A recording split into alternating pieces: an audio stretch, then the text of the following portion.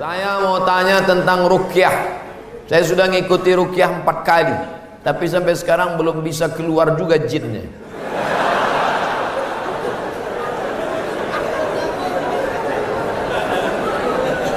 Nanti pergi ke Pekanbaru, mana tahu hari libur, di belakang Hotel Premier ada Masjid Al-Falah.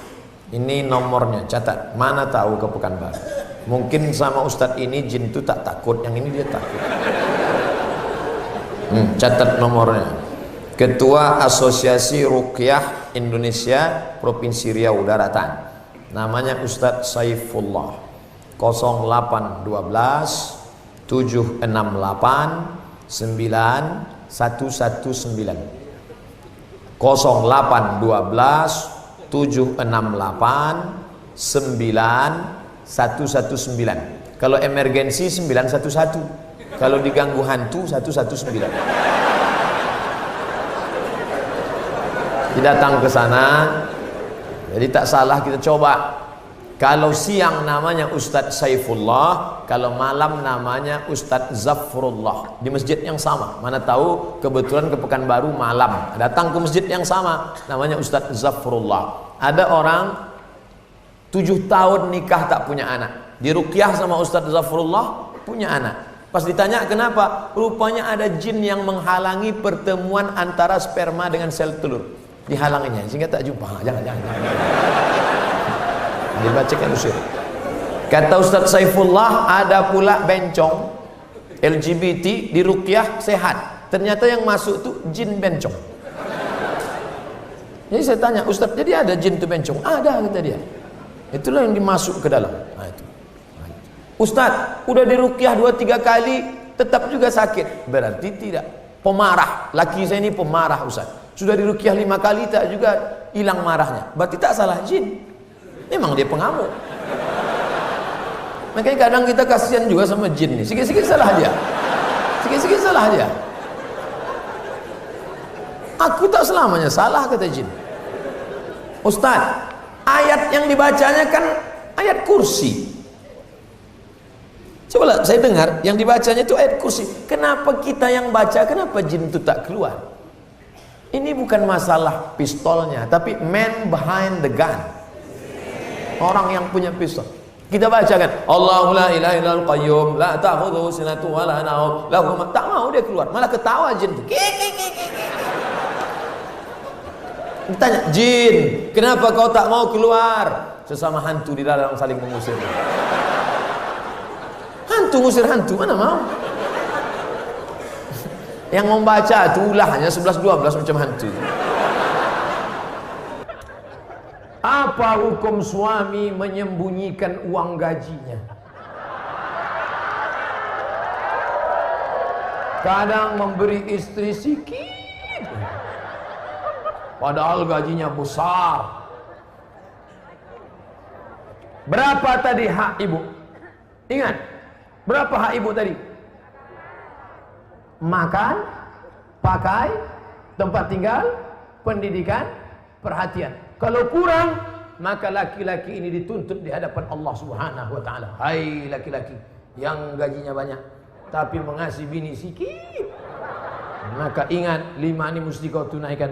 Alhamdulillah Ustaz Somad, dulu selama ini abang tu cuma 100.000 lah dikasihnya. Setelah mendengar ceramah Ustaz tadi malam, bertambah berapa? 110. Tambahlah. Nabi sedang duduk. Nabi duduk-duduk di bukit Sofa. Datang seorang perempuan namanya Hindun. Apa kata dia? Ya Rasulullah, inna Aba Sufyan rajulun sahih. Suamiku itu orangnya pelit. Boleh tak ku ambil duitnya untuk makan anak-anakku? Kata Nabi, ambillah. Itu dalil boleh mengambil duit laki yang pelit. Tapi kalau kurang, kalau udah cukup jangan ambil lagi. Saya tak tanggung jawab. Nanti dia ambilnya semua. Pas ditanya, kenapa kau ambil? Kata Ustaz Somad tadi malam. Misalnya standar di sini sebulan 3 juta. Laki cuman mengasih 1 juta. Maka ibu boleh ambil 2 lagi. Kenapa? Karena itu keperluan. Begitu dalam riwayat tentang Hindun mengadu Abu Sufyan rajulun syahid, pelit. Saya ingin bertanya Ustadz, bagaimana Islam memandang seorang yang mengagumi, mencintai pasangan orang lain?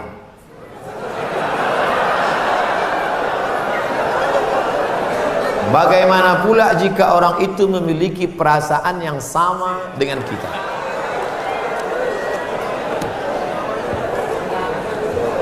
Hidup ini ada pilihan, ada keterpaksaan. Hidup ini ada pilihan, ada keterpaksaan. Saya mau ceramah antara duduk dan berdiri. Pilihan atau keterpaksaan? Pilihan. Ustadz mau duduk atau berdiri? Saya pilih berdiri. Kenapa Ustadz pilih berdiri? Menunjukkan bahwa saya masih muda, masih sehat. Antara minum atau tidak minum. Pilihan atau keterpaksaan? Pilihan. Minum atau tidak terserah saya. Mau saya minum, mau tidak. Itu pilihan saya. Nah, masalah cinta. Cinta itu pilihan atau keterpaksaan? Cinta tidak pilihan. Cinta adalah keterpaksaan.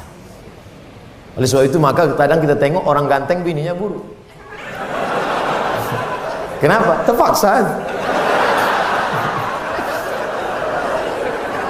Cinta tak bisa memilih. Ketika dia rasional, dia tidak cinta. Maka ketika kita senang dengan orang, kadang kita pun tak tahu alasannya. Kenapa kita tiba-tiba senang dengan orang? Nah, cinta tidak bisa memilih. Ketika kita suka dengan orang, apakah kita berdosa? Tidak. Karena rasa itu ada tumbuh di dalam. Suka tidak berdosa. Ketika dia berubah menjadi action, baru berdosa. Suka kita dengan orang, tak dosa. Tapi ketika kita dekati, minta nomor HP-nya, baru dosa. Lalu cinta itu apa? Cinta kepada anak gadis orang belum menikah, kita bisa nikahi dia. Yang jadi masalah bagaimana kalau cinta sama bini orang? Oleh sebab itu maka rasa itu mesti dibuang, karena dia adalah bagian dari ujian. Ujian. Jangan dipeturutkan. Dipeturutkan, didekati, apalagi sekantor, witing trisno jalaran suko kulino. Kita tumbuh hanya sering kena. Berawal dari 6. Pertama, nazratun, pandangan. Setelah lama memandang, fabtisamun, senyum. Setelah senyum, fasalamun, selamat pagi, good morning. Setelah salam, fakalamun, kerja di mana? Di BP, sekantor ya. Setelah fakalamun, famau'idun, janjian. Bisa ketemu kita nanti siang? Oke. Sukanya makan apa? Ayam panggang. Sana kalau gitu, iya. Faliqaun, pertemuan. Setelah pertemuan, bekerjalah setan, lalu kemudian makan bersama, makan siang. Apa kata orang Inggris? No free lunch. Tak ada makan siang yang gratis. Akhirnya terjadilah apa yang terjadi. Maka kalau ada bibit-bibit itu terasa di dalam, tekanlah dia, jangan lagi pandang, jangan diperturutkan. Itulah nilai jihad. Bukan jihad berdarah-darah melawan Belanda, tapi jihad hawa nafsu yang justru jauh lebih besar. Melawan meriam Belanda banyak orang tahan, meriam Belina payah. Bagaimana hukum kita sholat berjamaah di suatu lapangan, terus sopnya putus-putus? Mohon penjelasannya Pak Ustaz. Sawus sufuf, luruskan sop. Fa inna taswiyatas sufu min tamamis sholah. Lurusnya sop bagian dari kesempurnaan sholatnya sah, tapi kurang sempurna. Sholat tadi berjamaah di sini sah, tapi kalau putus-putus kurang sempurna. Imam, luruskan dulu, tengok. Saya sholat di Masjid Istiqomah di Bengkalis. Apa kata imam? Luruskan sholat, matikan HP.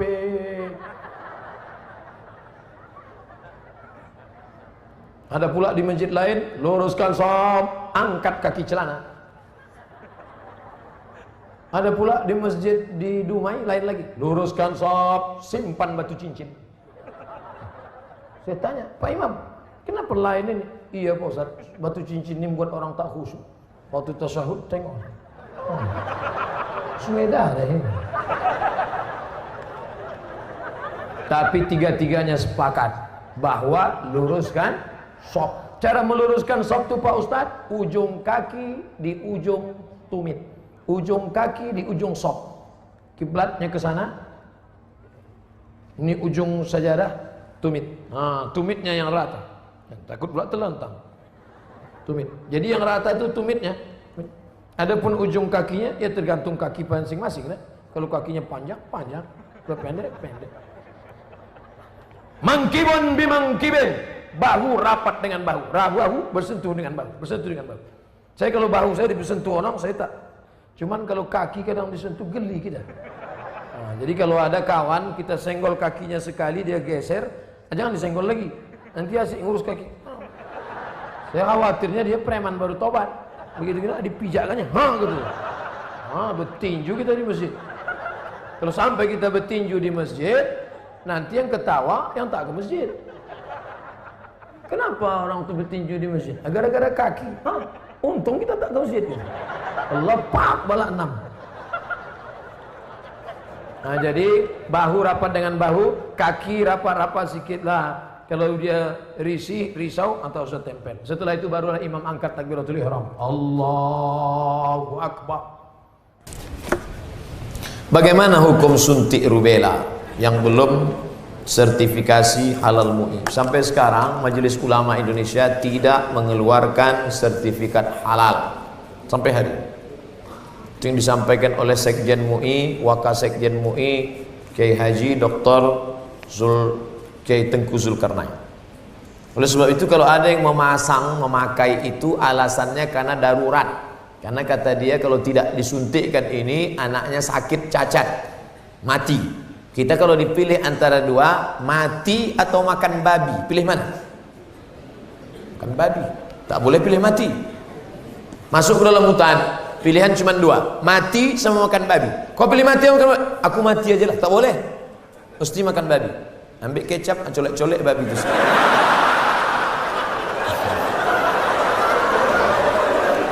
Tak boleh pilih mati. Nah, jadi kalau bapak ibu takut anak itu cacat, sakit, dipakainya hukum darurat itu. Ustadz Somad, saya tanya emak saya ini orang kampung. Mak, aku dulu waktu kecil ada disuntik cacar, suntik ini enggak. Kau dari kecil tak pernah disuntik. Asal datang dokter puskesmas, kularikan kau ke hutan. Sampai sekarang saya hidup, tak ada sakit. Pernah ada trapel ngajak saya umroh. Ustadz, kapan Ustadz ada kosong mau suntik? Kalau kalian mau berangkat, berangkat. Tapi aku terus terang tak bisa suntik. Kalau tak dapat visa Pak Ustadz, saya tak berangkat. Sampai hari H saya tak suntik.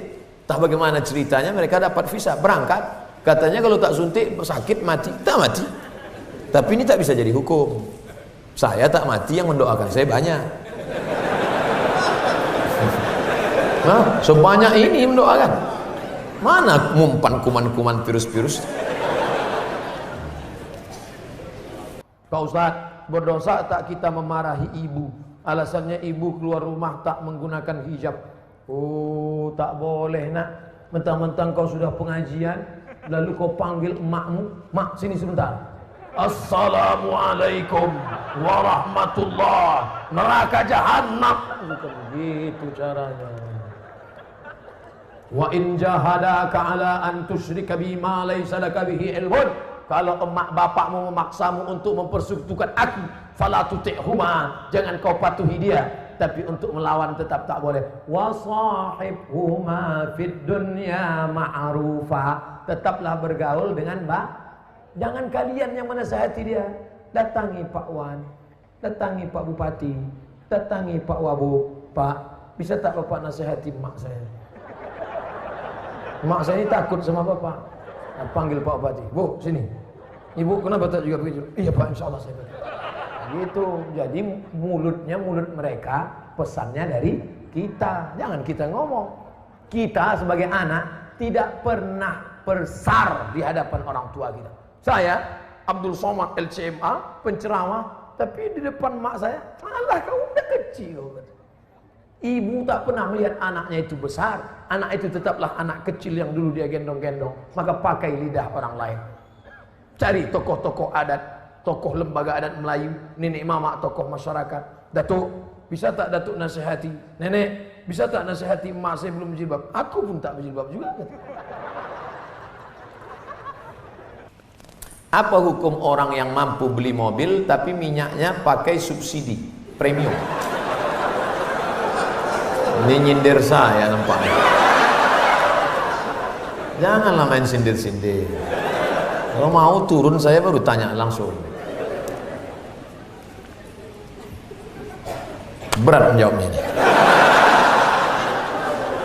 Kita bandingkan dengan negara lain, bagaimana harga minyak, bagaimana hebatnya negeri kita, gemah ripah, loh jenawi, tongkat dan batu jadi tanaman, untayan zamrud, katulistiwa di bawah minyak, di atas minyak.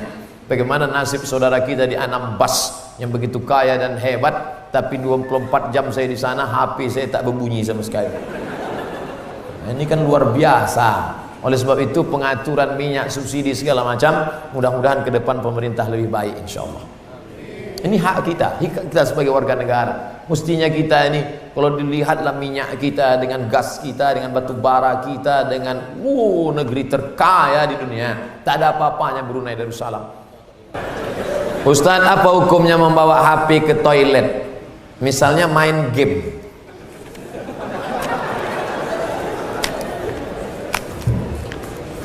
Ada orang buang air besar sambil main game. La ilaha illallah Muhammadur Rasulullah. Fokus sajalah di satu pekerjaan. Tahu salah yang lain. Pak Ustadz, saya mau nanya, apakah orang yang bertato itu tidak diterima sholatnya? Ada orang pakai tato, apa tulisan tatonya? Orang yang bertato tidak diterima sholatnya.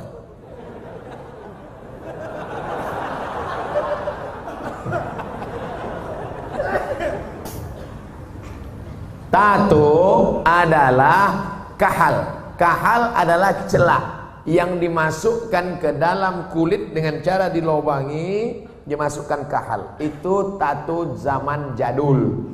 Tato zaman sekarang, tato listrik, tato macam-macam jadi mantap. Waktu masih muda tegap, gambar tatonya ular kobra. Setelah tua kena diabetes, mengkurut, cacing pita.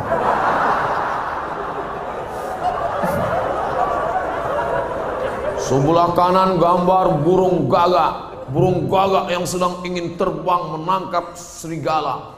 Tiba-tiba karena sudah tua, kurus, keriput, gambar burung puyuh.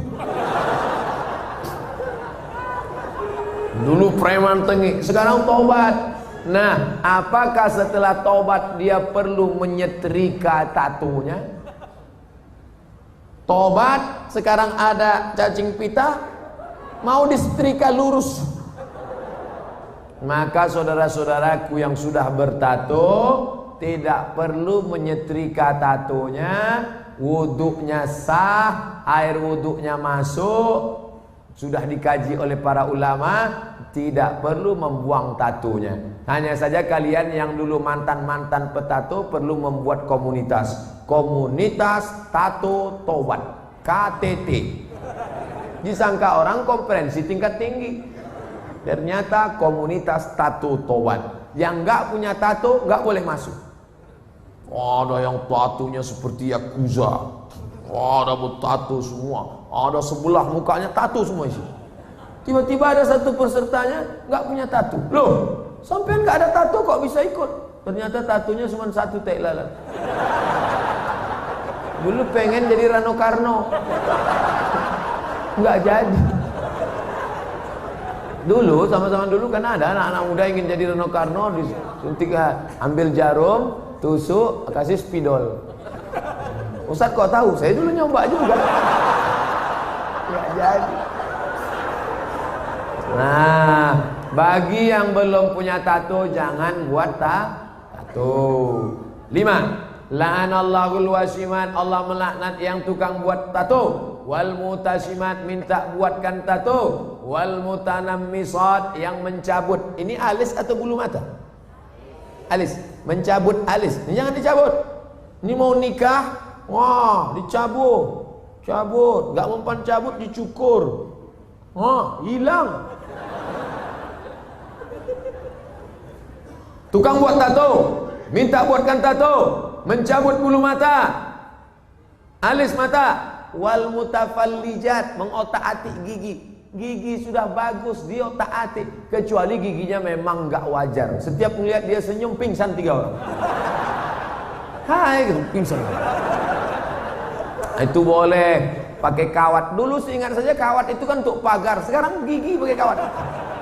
Hari Senin ungu, hari Selasa merah, hari Rabu pink. Setiap ketemu, itu nggak boleh, mubazir, sakit. Pokoknya merubah yang nggak wajar jadi wajar, boleh. Merubah yang nggak normal jadi normal, boleh. Tapi yang sudah normal jadi abnormal, nggak boleh. Nah, oleh sebab itu yang bertato, kalau ada imam kita bertato, nggak usah dipermasalahkan. Nanti selesai sholat, ini sholat kita sah nggak ya? Nampaknya nggak. Pokoknya baik-baik semua. Kalau orang tua saya sebelum meninggal berwasiat kepada saya untuk pergi haji, apakah saya harus memenuhi wasiat itu? Apa tidak? Sedangkan saya belum naik haji. Bagaimana balasan? Dia wasiat haji gini. Duh, iki ono uang 50 juta. Nanti kalau saya meninggal, kamu harus menghajikan saya. Anak ini bolehkah menghajikan bapaknya? Boleh, dengan syarat dia haji dulu. Namanya badal haji. Nah, boleh nggak dia pakai uang ini untuk berangkat haji dia? Nggak boleh, karena uang ini untuk menghajikan bapaknya. Oh, rupanya mikrofon ini nggak boleh kuat-kuat, karena bapak ini menghajikan. Makanya nggak boleh menghajikan. Jadi dia harus haji dulu, baru dia bisa menghajikan bapaknya. Dalilnya mana? Labbaik Allahumma subruma, labbaik Allahumma subruma. Aku menghajikan subruma, aku menghajikan subruma. Sampean kenes dulu. Come here for a moment.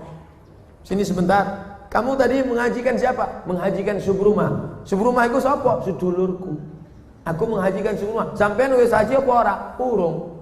Haji dulu dirimu, baru hajikan orang lain. Nah, kebetulan nanti anaknya dapat uang, dia berangkat haji, bawa uang almarhum yang 50 juta tadi. Kebetulan nanti di Makkah ketemu mahasiswa dari Semarang, anak KSW, kekeluargaan Wali Songo. Di Mesir, kalau anak Jawa Tengah itu nama persatuannya KSW, kekeluargaan mahasiswa Wali Songo. Kalau kami anak Riau namanya KSMR, kelompok studi mahasiswa Riau. Ustaz kok tahu? Kami dulu tetangga di Kairo. Kami di atas anak Riau, di bawah anak KSW, kawan akrab. Nah, tanya dia, sampean dari mana? Dari Kairo. Sedang haji ya? Iya. Rumahnya di mana? Di Semarang. Oh, ketepatan, saya mau membadalkan haji bapak saya. Lihat dulu mana KTP-nya, betulkah belajar dari Al-Azhar? Jangan sampai ngaku-ngaku bohong. Lalu kemudian serahkan, ini badal haji untuk bapak saya, maka hajinya sah.